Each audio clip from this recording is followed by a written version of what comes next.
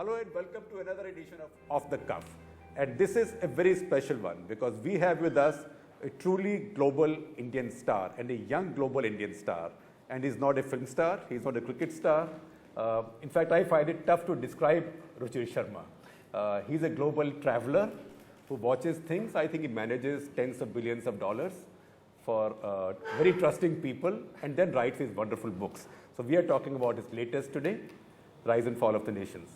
Thank you. Ruchir, thank you very much for being here. And since I didn't quite have the intellectual equipment to deal with this, I have for my help Uday Kotak, who all of you know very well.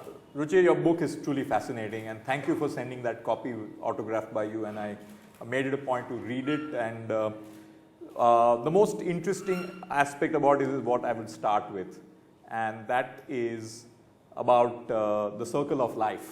So if you can share with us the human aspect about how leaders very often who come to transform countries and how you've seen change in behavior. You talked about Russia, you talked about Turkey, and how does that play out in the context of the future of nations?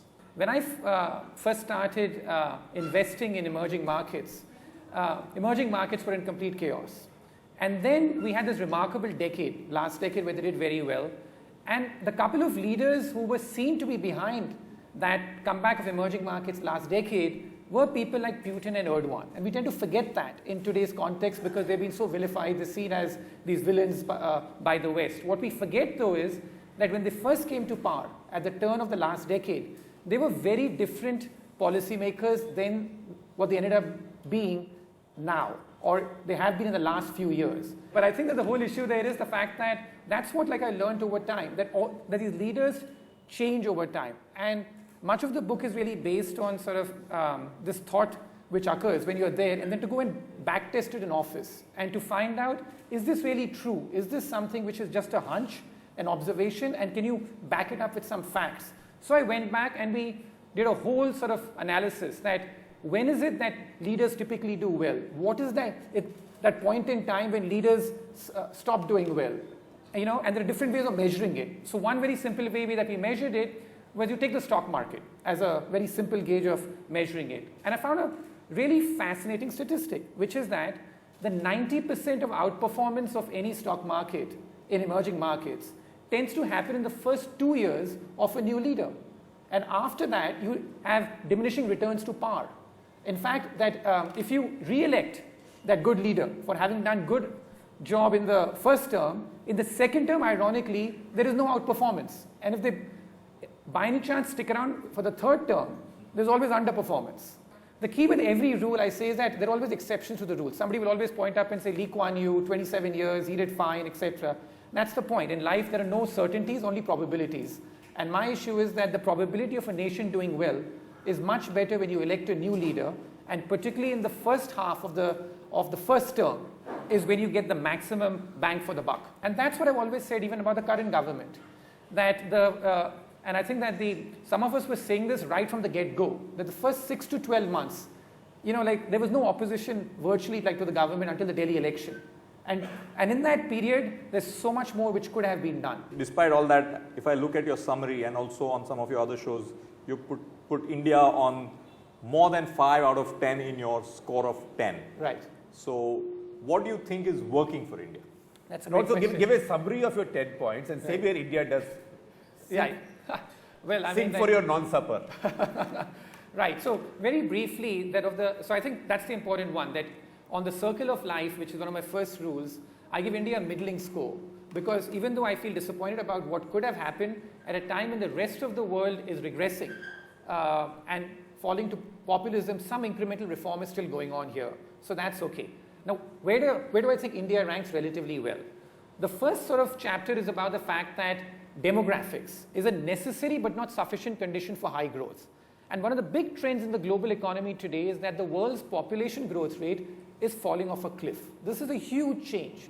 So, and even India's population growth rate, which we used to curse so much for so long, has fallen dramatically. Our fertility rates, I think, have gone down from 6+ in the 1960s to 2.5 now. In fact, our net growth rate is 1.4 now. Yeah, but in terms of the fact that like it's still increasing though.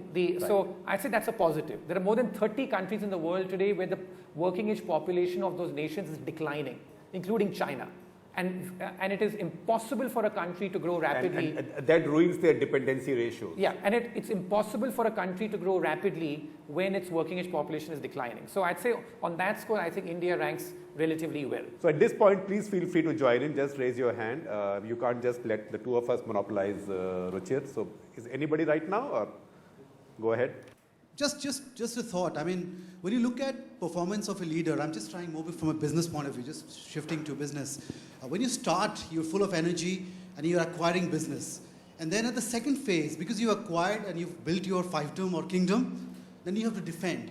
And suddenly you have this attacker's disadvantage or the advantage of the attacker. So how much do you really bring in the context? I haven't read your book. I have it in my library. I'm yet to read it, just got to be honest about that. But how do you think context is important? Because I think that end of the day, it's leadership is about really being conscious about the context, right? So any views on that, Ruchir? My entire sort of talk is that of the 10 rules, I don't have any rule, maybe apart from the kiss of death rule, on which I have a 100% probability on anything.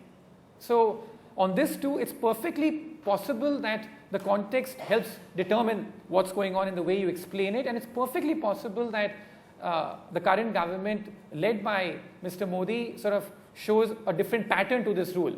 But my entire thing is to help increase the probability of identifying which nations are going to succeed and which are going to not succeed. And on that, I think that that's what I'm trying to do here. But there's no certainty. Do you look at India from this perspective? If you put the great man theory aside and we look at historical forces of change, cultural, demographic you've spoken of, but cultural, various other aspects, have you looked at this aspect in India, and how do you see this playing out for us? Okay, great. So I think, I'll make 2 points here. One, that in the book, what I've said very categorically is that this is a practitioner's guide to the world. And by practitioner, I mean it's about people with a time horizon I've made very clear is 5 to 10 years to try and predict change. I think that anything beyond that, I said so even in the past that the old rule of forecasting used to be that you forecast so often that you keep reminding people when you are right. The new rule of forecasting now had become that you basically forecast so far out in the future that neither you nor I'll be here to remember whether I was right or wrong. So I'd say the change, here is the fact that I'm very conscious that 90% of us are practitioners, politicians, business people, investors. We can't go back to people and say that, hey, the country will be fine in 20, 30 years from now. You vote for us now and suffer for it just now. It just doesn't work that way. Right? Most people are assessed on 3 years, 5 years, someone on every quarter virtually in terms of it. But India, though, I will make one point, and I think that some of us travel when there are elections in India. We have done it for the last 20 years or so. And I think that generally the conclusion is that the more time you spend in Delhi, the more pessimistic you feel about the country, and the more time you spend traveling to outside of Delhi, the more optimistic you feel about the country. And I think that that is something we feel, like every time I come back from some of these election trips, we saw the transformation of Bihar, like over the last 10 years. We were in Bengal. We saw the transformation even in Bengal in terms of 5 years, how development had moved up. It's not universal. Tamil Nadu is moving the other way, is what we saw. But generally, so I think that India is very much about 29 leaders rather than just one leader. And I think that is something which is still underappreciated there, because the conversation tends to be about one leader. But about India, I'm conscious of the fact there are 29 leaders, and it's much more federal than most countries.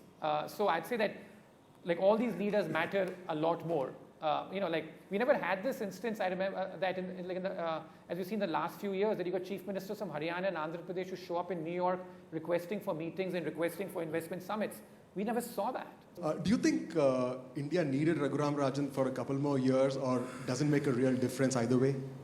Yeah, I have a quote in the book from the former central bank governor of Malaysia that I met in 1997-98, and he had a very good line. He said, central bankers and good tea are both best when in hot water, which is that's when you truly realize when things are good. So I think that about Raghuram Rajan, we really needed him in 2013 at a time when things were really bad. Today we are in a much more sort of cruise control mode as far as macroeconomic balances are concerned. And so therefore I think that like his exit is not such a big factor. In 2013 or something, even in like 2014, when there was much greater macroeconomic variability, had he gone, it would have been a much bigger event compared to today. So I think it depends on where you are in the cycle. That's that. The second point I make half in jest is that, listen, I'm all for getting fresh faces in, but my sort of comeback here is that the list of incompetent people you need to get rid of first before you get rid of him is rather long. So, why? So I don't think that, so he may have made many mistakes. People say about having too large a personality which doesn't work with the government. But for that one fault, I can find so many other faults with so many of other people in power. And you'd rather have dealt with that first rather than have dealt with this aspect first. But the bigger point being that it's very different. The India of 2016 is different from India of 2013. That time, his coming had an instant effect. Today, his going, unfortunately, that's how ruthless people are. When times are okay, you don't feel the need for it so much.